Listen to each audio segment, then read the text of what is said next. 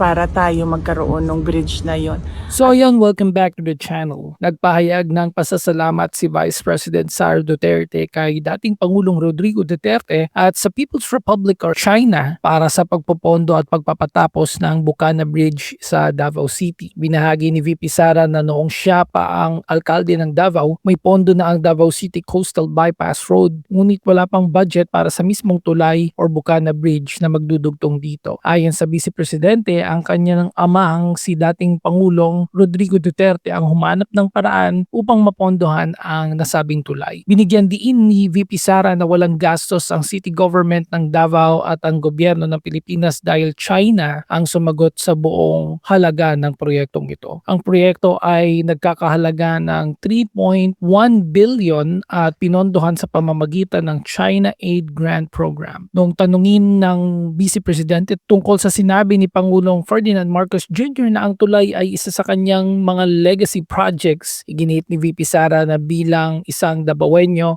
ang kanyang pasasalamat ay nakatuon lamang kay dating Pangulong Rodrigo Duterte at sa China dahil sila ang dahilan kung bakit naisakatuparan ng proyektong ito. Inaasang bubuksan ang 1.3 kilometer na tulay sa mga motorista ngayong Disyembre 15. So kayo, ano masasabi ninyo sa balitang ito? Put it down in the comments below. Thank you so much for watching. Stay safe everyone.